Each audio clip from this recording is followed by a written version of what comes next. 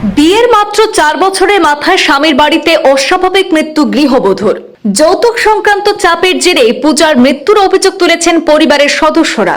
পারিবারিক অশান্তির আবহে রাতাবাড়ির বড়বাড়ি এলাকায় প্রকাশ্যে এলো এক নজিরবিহীন ঘটনা। গলায় ওড়না পেঁচানো অবস্থায় মৃত্যুর খবর বাবার বাড়িতে জানানো হয়। পরে খাটের উপর শুয়ে রাখা অবস্থায় দেহ উদ্ধার করেন নিকট আত্মীয়রা। দেহের বিভিন্ন অংশে আঘাতের চিহ্ন থাকার অভিযোগ গৃহবধূর পরিবারের। স্বামী ও শ্বশুর সহ মোট 7 জনের বিরুদ্ধে মামলা দায়ের রাতাবাড়ি থানায়। বিয়ের পর থেকেই যৌতুক নিয়ে দাম্পত্য জীবনে অশান্তি চলছিল। যৌতুক না দেওয়াকে কেন্দ্র করে এমন পরিণতির অভিযোগ পরিবারের। কাছাড়ের মনিয়ারখালের কন্যা পূজার স্বামীর বাড়িতে রহস্যজনক মৃত্যুকে ঘিরে ব্যাপক চাঞ্চল্য। বিয়ের 4 বছর পর যৌতুক সংক্রান্ত অভিযোগকে কেন্দ্র করে গৃহবধূর মৃত্যুকে ঘিরে তীব্র চাঞ্চল্য ছড়িয়েছে শ্রীভূমি জেলার রাতাবাড়ির বড়বাড়ি এলাকায়। পরিবারের দাবি, যৌতুকের চাপে বারবার স্বামীর সংসার ছেড়ে বাবার বাড়িতে আশ্রয় নিতে হয়েছিল গৃহবধূ পূজাকে। এবার সেই যৌতুক সংক্রান্ত চাপই তার মৃত্যুর কারণ হয়ে দাঁড়িয়েছে বলে অভিযোগ বাবার বাড়ির লোকজনের। ঘটনার বিশদ তথ্যে জানা যায়, রাতাবাড়ি থানা এলাকার বড়বাড়ি গ্রামের বাসিন্দা সন্তোষ মিশ্রের স্ত্রী পূজা মিশ্রের রহস্যজনক মৃত্যু ঘিরে গোটা এলাকায় তোলপাড় সৃষ্টি হয়েছে। মৃতার পরিবারের অভিযোগ, দীর্ঘদিন ধরে যৌতুকের দাবিতে পূজার উপর শারীরিক এবং মানসিক চাপ সৃষ্টি করা হচ্ছিল।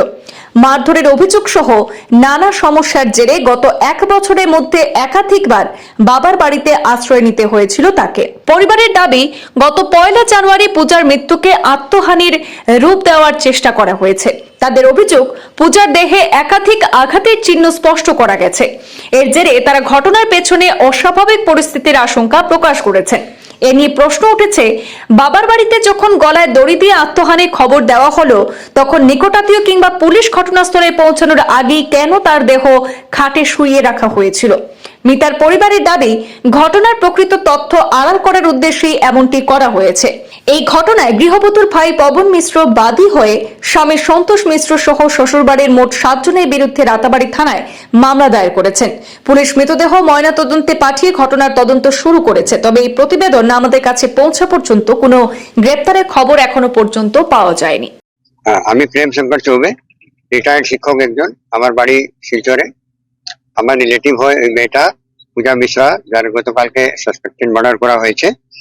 এটার খবর পেয়ে এসে যারা দেখলো, ছেলেগুলা ওরা তো বলছে কথা, কিন্তু আমি একটা কথা বলতে চাই যে এই মেয়েটাকে নিয়ে আর যৌতুক নির্যাতন নিয়ে কয়েকবার আমরা খবর পেয়েছি। ওরা মারধর করতো, ওর পরিবারের লোকেরা শাস্তি দিত। মেয়েটা কয়েকবার বাড়িতে গেছে, আমরা পাঠিয়েছি বিচার টিচার করে, আর ওরা যন্ত্রণা দিত সবসময়। খবর পাওয়া গেল যে ওর মৃত্যু হয়েছে। এখানে আসার পরে দেখা গেল ওরা বলছে না ফাঁসি লাগিয়েছে, কিন্তু ঘরে পাওয়া গেছে। আর তারপর আমরা চাই যে এটা সাসপেক্টেড মার্ডার না, এটা 100% মার্ডার। এটার উচিত তদন্ত হোক এবং উচিত শাস্তি দেওয়া হোক। ইভেন যদি এটা খুন করা হয়েছে, 1জন বা 2জন যারা এটাতে ইনভলভ, 2জন 4জন যারা আছে, ওদেরকে ফাঁসি দেওয়া হোক, কড়া শাস্তি দেওয়া হোক, এটাই আমরা চাই। নমস্কার, আমার নাম পবন মিশ্রা, পিতা জয়কুমার মিশ্রা, আর আমি মনিয়ারখালের কাছাড়ের। আর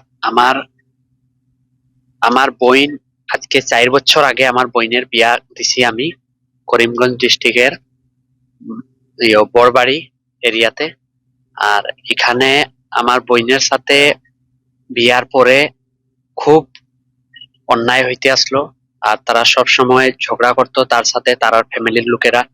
এরপরে কয়েকবার তো বিচারও হইছে, মানে আমরা ঘরে নিয়ে গেছিলাম বইনরে ঘরে নেওয়া যাওয়ার পরে তো বিচার উচার হইছে। তে আমার যে জামাইবু তাইন গিয়া মানে করিয়া একটা বিচার উচার করিয়া নিয়ে আইসুন যে আর এরকম আর হইতো না। এরকম বাঁকা কয়েকবার হইছে, 3-4 বার এরকম হইছে। হওয়ার পরে তো তারা আইছে, তারপরে প্রায় টাইমে আমার বোন ফোন করিয়া কইতো যে এরকম এরকম প্রবলেম হর, আর তারা সব সময় যন্ত্রণা দেয়, মারামারি করে। এরপরে 3-4 বার এরকম হইছে। তারপরে কিতা হইছে যে আমার বোন একবার 3 মাসের যে সময় প্রেগনেন্ট আসলো, এই সময়ও আমার বোনের লোকে তারা খুব টর্চার করছে, মারামারি করছে। তারপরে আমার বাবাই আইয়া, আমার বাবা আর আমার জামাইবাবু আইয়া তারে নিয়ে গেছে। এখন কি হয়েছে?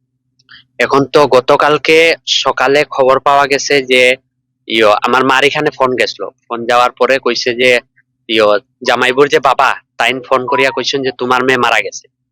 তে এরপরে তো আমার বাবাই আমারে ফোন করিয়া কইছেন, আমি শিলচরে থাকি, আমার বাবা আমারে ফোন করিয়া কইছেন যে এরকম এরকম ঘটনা, আর তুই একটু খবর লো। এরপরে তো আমি খবর লইছি, খবর লওয়ার পরে তারা কইছে হ্যাঁ তোমার বোন মারা গেছে। পরে আমি আমার বন্ধুরারে নিয়া গেছি এখানে। যাওয়ার পরে তো দেখছি যে বইনের লাশ ঘরের ভিতরে রাখা। ঘরের ভিতরে রাখা আছে। পরে তারা কর যে না এটা ফাঁসি লাগাইছে তারা কইছে, কিন্তু বইনের লাশটা ঘরের ভিতরে রাখা আছে। আমার অভিযোগ এটাই যে আমার বোনরে তারা মার্ডার করছে, তারা সবে মিলিয়ে আমার বোনরে মারছে, আমার বোন ফাঁসি লাগাইছে।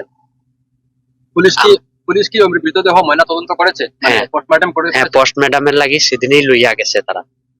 এ নিয়ে আপনি কি কোনো এফআইআর বা পুলিশে কোনো মামলা দাখিল করেছেন? পুলিশে আজকে আমি মামলা দাখিল করিয়ে আইছি। কাদের বিরুদ্ধে? তারার ঘর যে জামাইবু আছে, তারার যত ফ্যামিলি আছে। ওদের নাম কি?